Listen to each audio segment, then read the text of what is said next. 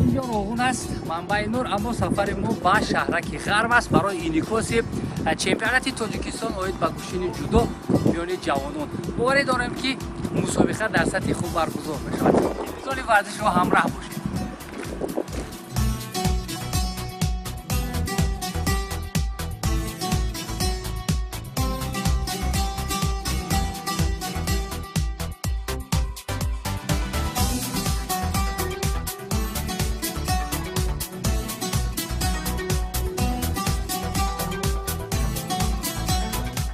این مجموعه با شکوه در شهرک غرم جایگیر است که این مکان زیبای دیار میزبان چمپیونات تاجیکستان اوید به گوشتین جودو میان جوانان انتخاب گردیده است و امروز از قلمرو مختلف کشور پهلوانان جوان به خاطر نیروسنجی و کسب زینه‌های افتخاری به این منطقه سفر نمودند و ما باور داریم که پهلوانان میتوانند هنر خود را به طور شایسته نشان داده به سبقت‌های جهانی راه یابند. البته انتخاب گردیدن این منطقه برای برگزاری مسابقه مذکور این پیش از همه با آن مقصد است که گوشین جودو هم در منطقه ها هرچی بیشتر رشد کند و جوانانی که هنر و مهارت دارند توانند که از چنین امکانیت‌های استفاده برده کسبیت خود را باز هم بالاتر بردارند.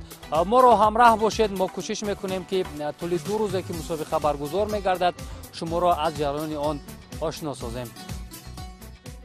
در زمان صاحب استقلالی این گوشه زیبای دیار سیمای خود را کلا دیگر کرده مردمش در همه ساحه‌ها به نتیجه های نظر است نائل گردیدند. از دیدن لوحه‌های تبلیغاتی در مرکز ناحیه رشت پی بردیم که مردم این منطقه و نمایندگان ورزش و میزبانی چمپیونات تاجیکستان آمادگی جدی دیدند.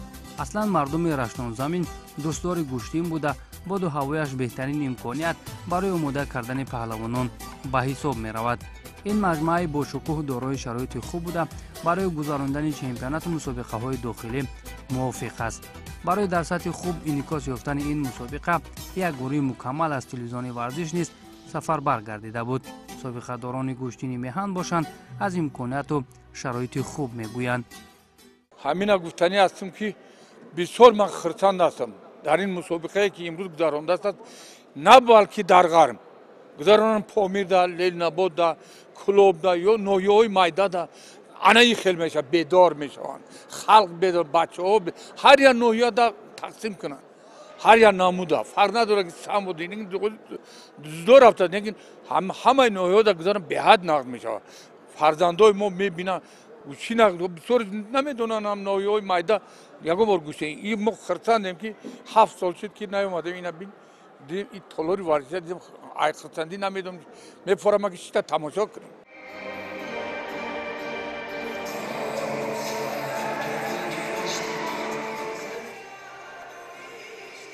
در مراسم افتتاحی چمپیونات تاجیکستان اوید به جودو میان جوانان که در یک سطح خوب راه اندازی شد، معاون رئیس کمیته کار با جوانان و ورزش نزد حکومت جمهوری تاجیکستان صابرزاده پرویز، رئیس فدراسیون جودوی کشور اسماعیل محمد ظاهر، معاون رئیس ناحیه رشت بختیار مرادزاده، رئیس فدراسیون جودوی منطقه رشت شرف باباجانوف و نایب اول رئیس فدراسیون جودوی مملکت ارگش محمد بیکوف، سابقه‌داران و دیگر اشخاص رسمی شرکت داشتند.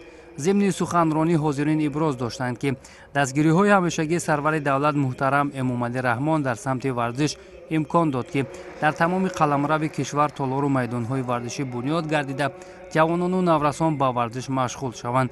همزمان گفته شد که برنامه‌های درست و سروقتی که از جانب رئیس فدراسیون جودوی کشور اسماعیل محمد ظاهر روی دست گرفته شد در یک مدت کوتاه ثمر آورده پهلوانان تاجیک به یک قطار دستاوردها نائل گردیدند. بسیار هم خوشحال کننده است که امروز فدراسیون جودوی تاجیکستان در قطار 10 گانه بهترین ها موقع گرفته پوز ورزش میهن را بالا برد. چون این نشانداد بلند البته که از برنامه‌های درست و سر وقتی رهبریت جوان فدراسیون جودوی کشور درک می‌دهد. معاون رئیس ناحیه رشت بختیار مرادزاده ضمن سخنرانی قبلا مهمانان و ورزشکاران و مخلصان سابقه‌داران را به شهرک غرم خیر مقدم گفته از میزبانی این مسابقه اظهار خوشنودی کرد. یادآور می‌شویم که از سوخت و خطلان، بدخشان و منطقه رشت و شهر دوشنبه و ناحیه‌های تابع مرکز بیشتر از 200 پهلوان در چمپیونات شرکت نمودند. قدردانی سابقه‌داران گوشین یکی از اقدام‌های بزرگ فدراسیون جودوی تاجیکستان بوده می‌تواند در سمت آماده‌سازی نسل نورس و جوان انگیزه دیگر بخشد. یک قطار از سابقه‌داران گوشتین میهن که سهم ارزنده خود را در این سمت گذاشته شاگردان زیاد را تربیت کردند با تحفه‌های پولی قدرشناسی کرده شدند که این عمل روحیه پیران کار را باز هم بالیده‌تر نمود. همزمان با چند تن از پهلوانان زمان صاحب استقلالی کشور که با شرافتشان پرچم ملت در عرصه جهان بارها بالا برده شده است از جانب فدراسیون جودوی مملکت مکافات‌های پولی تقدیم کرده شد. واقعا امروز برای مردم منطقه رشت عید جودو بود. از جانب رئیس فدراسیون جودوی تاجیکستان اسماعیل محمد ظاهر و فدراسیون جودوی منطقه رشت 301 تک ورزشی یا خود کیمانو و 4 گلیم با طلبات بین المللی جوابگو نوی المپی تقدیم کرده شد که این توجه می تواند در رشد جودوی منطقه تاثیر بزرگ رساند.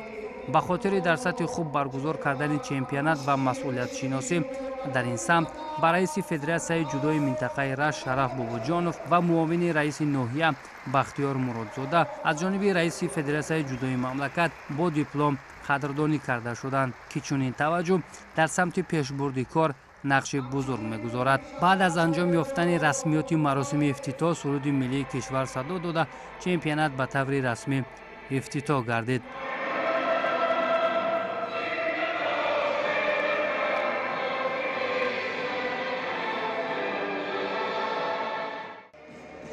قبل از شروع رقابت‌ها از جانب دستپروران مکتب ورزشی منطقه یک نمایش ورزشی نشان داده شد.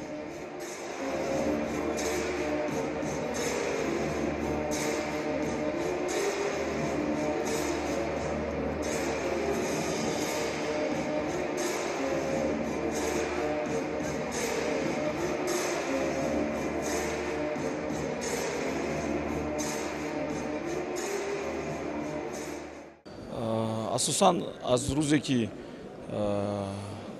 فعالیت کاری فدراسیون جودو در تحت رهبری محترم اسماعیل محمد ظاهری فعالیت دارد ما هم روز اول همین نقشه ها را پیشنهاد کردگی بودیم که برای رشد جودو زیاد کردن ما باید در تمام منطقه ها تالارهای برای کودکان کشوده شوند و تمرینات زیاد شوند.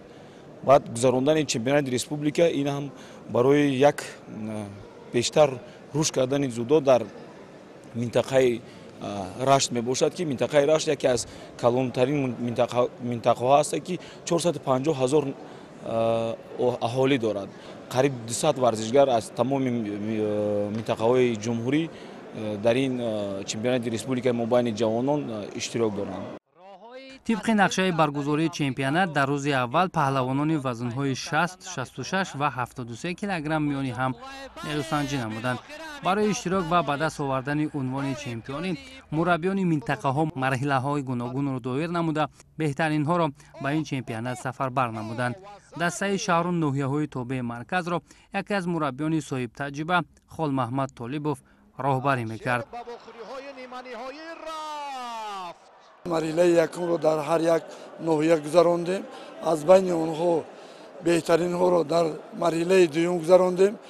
مرحله دوم خیلی با شوق بلند رواج بلند گذرانده شد. در همه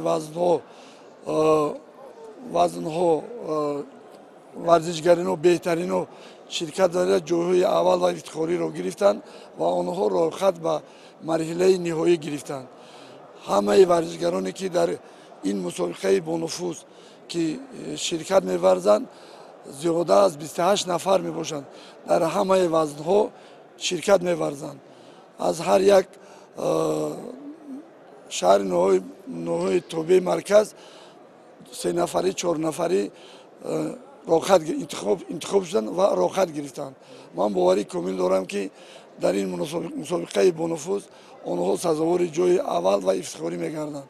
рақобатҳои рӯзи аввал хеле ҷолибу диданӣ сурат гирифтанд. Дар миёни ҷавонон аллакай чеҳраҳои лаюқадманд ва дорои ҳунари шоиста пайдо шуданд. Дар вазни 60 килограмм 34 нафар барои нишонҳои ифтихорӣ нерӯсанҷӣ намуданд. шумораи зиёди мухлисону дӯстдорони гӯштчин қариб аз тамоми манотиқи кишвар ба шаҳраки Ғарм ташриф оварда буданд, ки дастгирии онҳо низ ба варзишгарон рӯҳияи дигар мебахшид.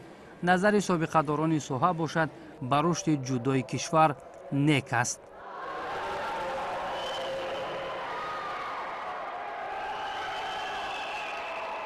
این خیلی تولورو رو ما در مسکو و مثال کیف و در شهرهای پیشرفته میدیدیم. این خیلی تولورو نبود. رحمت به همین پرزیدنت ما که همه خیلی تولورو در نویه ها و ساخته است. این بسیار خوبیش همینه که بچه ها هوسمند میشوند، مشق میکنند، خدا خواهد سینگیروی خوب پیدا میشود. و در آخر همین را گفتنی هم که رئیس فدراسیون حاضره در حقیقتا مهنت که میکنه حرکت کرده سعی که همه طرفه پهلوانای گوشتگیروی خوب پیدا شود. این خیلی گلیمو در ریسپوبلیکا نبود. نبینید که در نویه رشت این خیلی گلیمو هست و این خیلی زالای بر هوا. дар вазни 60 килограмм Умар Шеров аз дастаи шаҳри Душанбе ҳунари олӣ нишон дода ба марҳилаи ниҳоӣ баромад. Умар бародари яке аз паҳлавонони муваффақи кишвар Абубакр Шеров буда ва мисли бародараш куштини хуб нишон дод. дар мубориза барои нишони тиллои вазни 60 килограмм Магомед Фармонбеков аз вилояти Мухтори Кӯҳистони Бадахшон бо Умар Шеров рӯбарӯ шуд. чун гап сари унвони чемпионӣ мерафт, аз ин рӯ паҳлавонон бисёр ҳам бо ҷиддият рақобат намуданд. аз ҳар ду ҷониб талошу кӯшиш ва иҷрои усулҳо ба назар мерасид. дар як фурсати мувофиқ Умар ҳарифро ба паҳлӯ афтонида имтиёзи вазариро соҳиб гардид ва ҳамин вазари то бо охир тағйир наёфт. аммо дар сониyaҳои охири рақобат Магомед Фармонбеков шидои сеюмро гирифту аз майдон хориҷ шуд ва Умар Шеров чемпиони Тоҷикистон дар соли 2023 миёни ҷавонон эътироф шуд. нишонҳои биринҷии ин вазнро бошад Эҳсон Сафарзода ва Мустафо Нуров аз дастаи шаҳри Душанбе бо шикаст додани Хуршед Каримов ва Акбаралӣ Кенҷаев ба даст оварданд. Эргаш Маҳаммадбеков, ноиби аввали президенти Федератсияи ҷудои кишвар, аз рақобатҳои ҷавонон изҳори хушҳолӣ кард. бачаҳо нағз кушна дар ҳоли партерӣ нишон доданд, ки барои манам як худ хушҳолкунанда аст, ки асосан бигирем ин дзюдочиёни тоҷик бачаҳои мо кам ин ҳолата иҷро мекунанд. барои ҳамин фикр дорам, ки дар ҷавононам дар наврасон ҳоли партерӣ, кори партерӣ ҳам рушди ва хубтар инкишоф ёфта истааст. дар миёни паҳлавонони вазни 66 килограмм низ буданд нафароне, ки бо ҳунари болояшон таъби мухлисонро шод карданд. Набии Нуралӣ, Муқтадири Бобоҷон, Меҳровар Чақалов, Садриддинзода Файзиддин, Аҳком Мирзоев ва як қатор аз паҳлавонони дигаре буданд, ки умеду боварии масъулини ҷудои кишварро барои расидан ба ояндаи дурахшон бештар карданд.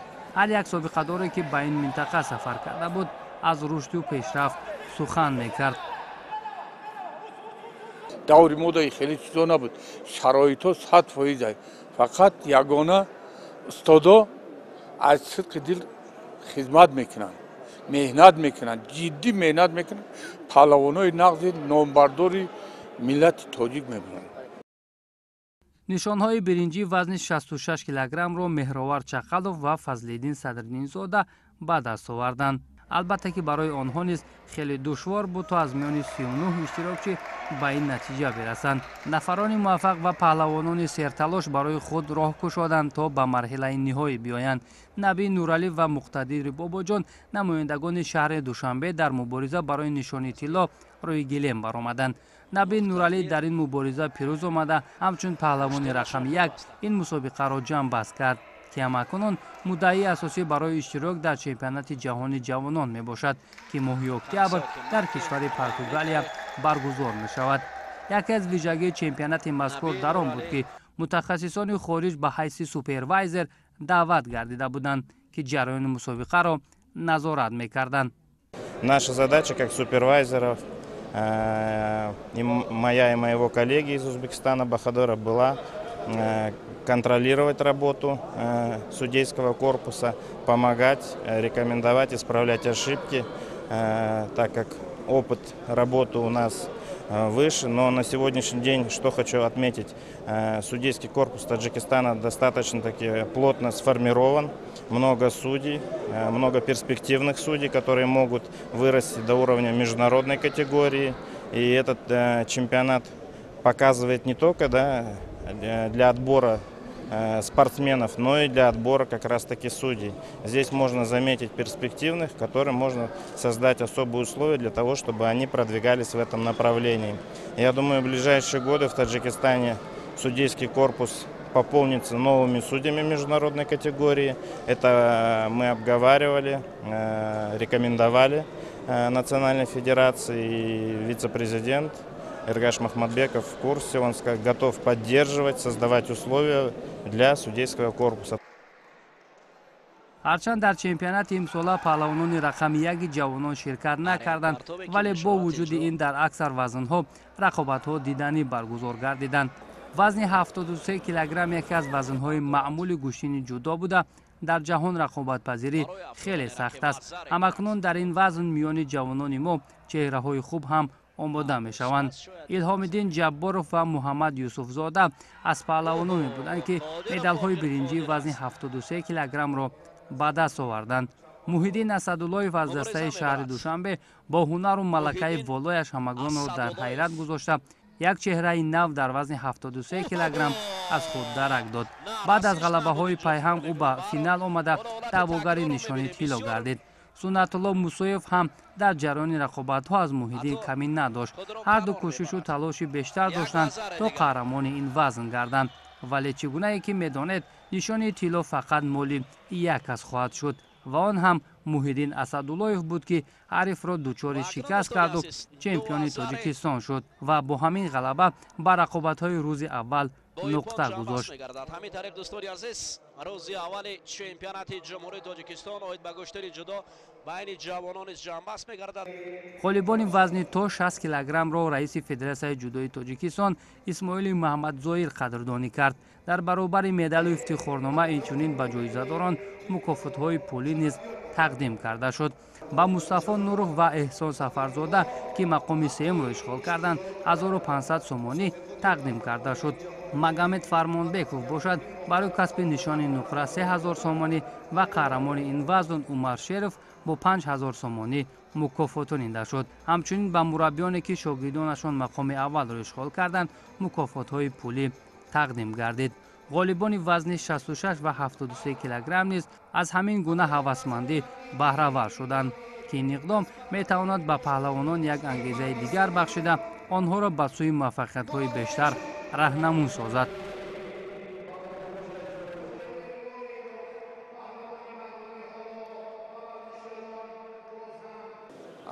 سببی که بسیار مشق‌ها خیلی بسیار بود، خیلی ما باوری داشتیم در این مسابقه، خیلی تیاری خوب دیدیم. در این مسابقه خیلی نصیبمان بوده صدر جای اول. ما اگه تیاری‌ها با چمپیونات جهان میباشد که در دولت پرتغال میشود که ما در آنجا باید خیلی مشق‌ها رو بسیار کنیم، در آنجا همین خیلی گوشین گیریم. ما شکر می‌کنیم که چون این تیاری‌های ما بودن برای چمپیونات ریسپوبلیکا، خطاگی‌ها بسیار بودن، درش مهنت زیاد می‌کنیم، خطاگی‌ها رو اصلاح می‌کنیم.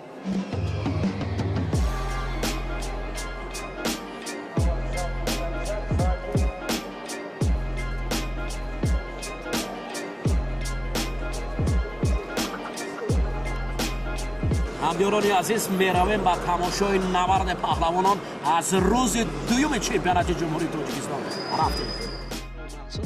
در روز دوم نمایندگان 4 وزن همگی 44 نفر را تشکیل می‌داد. رقابت‌ها از وزن 81 کیلوگرم شروع گردید. суннатулло лоиқов ва сайфиддин зода аз муддаёни асосии ин вазн ба ҳисоб мерафтанд ва мураббиёни намояндагони федератсия тахмин мекарданд ки ин ду паҳлавон дар финал бо ҳам вомехӯранд. онҳо ба финал рафтанд ё не? идомаи барномаро таваҷҷӯҳ мекунем. асосан дар вазни 81 мо дута варзишгари нағз дорем. ин сайфиддин зода дуюм натиҷаи чемпионати республикаро ба даст овардагӣ буд. дар ҷоми осиё дар як моҳ пеш дар Ташкент ҷои сеюмро ба даст овард. яке аз беҳтарин варзишгарон ҳисоб кинем лидери вазни 81 мебошад. дуюм ин лоиқов мебошад ки суннатулло лоиқов ки ман фикр дорам ҳар дуё натиҷаи хуб ба даст мебиёранд ва дар интизор мешавем ки дар финал ва ёра мо якҷоя мебинем. паҳлавонони вазни 81 килограмм бисёр ҳунари шоиста нишон доданд ва мухлисон ҳам аз рақобати онҳо ҳаловат бурданд. мусоҷон ғаниев баъд аз шикаст дар марҳилаи чаҳорякниҳоӣ имкон пайдо кард ки ба даври тасоллубахш роҳ ёбад ва роҳи худро барои касби нишони биринҷӣ ҳамвор кунад. ҳарифи мусоҷон Бахтиёр Ғафуров буд ки то Голденско рақобат тӯл кашид ва дар як фурсати муносиб Бахтиёр имтиёзи тиллоиро ба даст оварда барандаи нишони биринҷӣ гардид. медали дуюми биринҷии вазни 81 килограммро Кароматулло Мирзоев ба даст овард. аҷаб партобе буд ки дар ин ҷо ин Бахтиёр эҷро кард. ҳамакунун тахмину пешгӯи мутахассисони мураббиён дуруст баромад. суннатулло лоиқов бо сайфиддин зода ба марҳилаи ниҳоӣ баромада барои нишони тилло мубориза бурданд. навбарди онҳо хеле пуршиддат ва бо суръат сипарӣ шуд.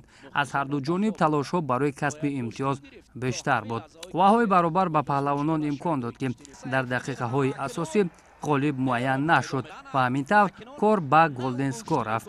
дар дақиқаи дуюми вақти тиллоӣ сайфиддин зода бо як ҳаракати зебояш суннатуллоро ба паҳлӯ афтонида имтиёзи даркориро соҳиб шуд ва ғолиби ин вазн гардид. дар ин ҷо барои паҳлӯ овардани рақиб ҳаракат кард. ҳамакунун беҳтаринҳои ин вазн ба дастаи якачини кишвар шомил шуда ҷиҳати иштирок дар қаҳрамонии ҷудои ҷавонон омодагӣ мегиранд. паҳлавонони вазни 81 килограмм низ бо тӯҳфаҳои пулӣ қадршиносӣ шуданд. барои варзишгар дар дақиқаҳои тиллоӣ ғолибият ба даст овардан хеле душвор аст, чунки бояд дар машқҳои дастҷамъӣ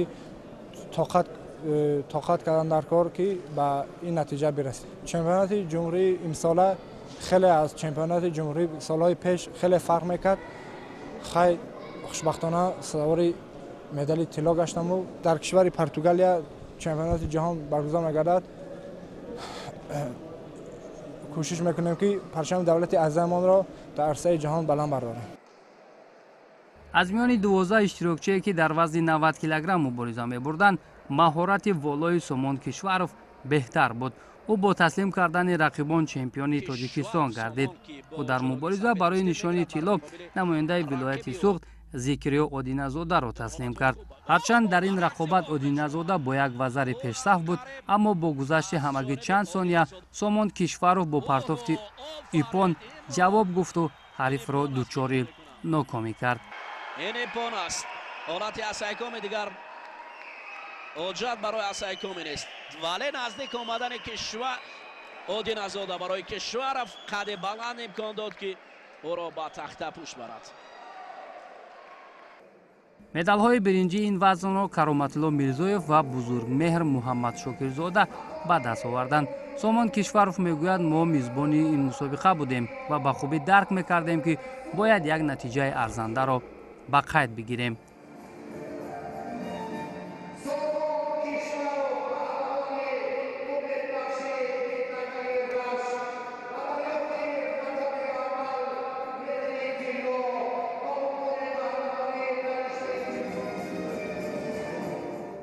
ما از این مسابقه خیلی راضی هستیم. ما می‌دانستیم که همین مسابقه جمهوریوی اوید به گشتین جودو در منطقه خود ما برگزار می‌گردد.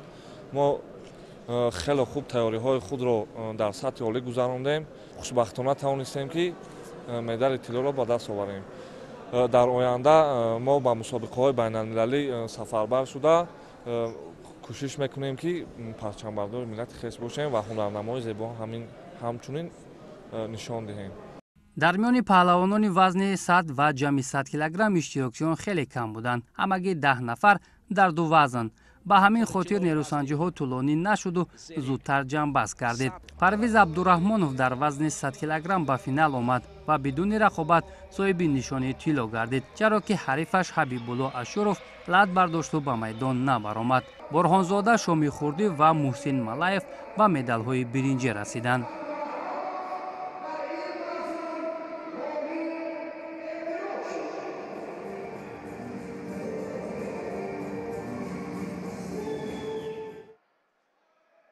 некбахзода некрӯз аз дастаи вилояти суғ дар як рақобати сахту сангин бар муқобили аминҷон раҷабов пирӯз омада ғолиби вазни ҷамъи 100 килограмм гардид. ин чеҳра албатта метавонад дар оянда дар миёни сангин вазнҳо дурахшиши хуб дошта бошад. ҷумахон бозиев ва усмон нарзуллоев дар вазни ҷамъи 100 килограмм ба гирифтани нишонҳои биринҷӣ мушарраф шуданд. дар маҷмӯъ талошу мубориза ва ҳунарнамои дурӯзаи паҳлавонон барои мавқеъ гирифтан дар қатори беҳтаринҳо ва роҳ ёфтан ба яккачини мамлакат буд ки аксар ба ҳадафи худ расиданд. ҳамакунун ҳама таваҷҷӯҳ ба чемпионати ҷаҳони ҷавонон равона мегардад ки аз 4 то 7 октябр дар кишвари Португалия баргузор мешавад.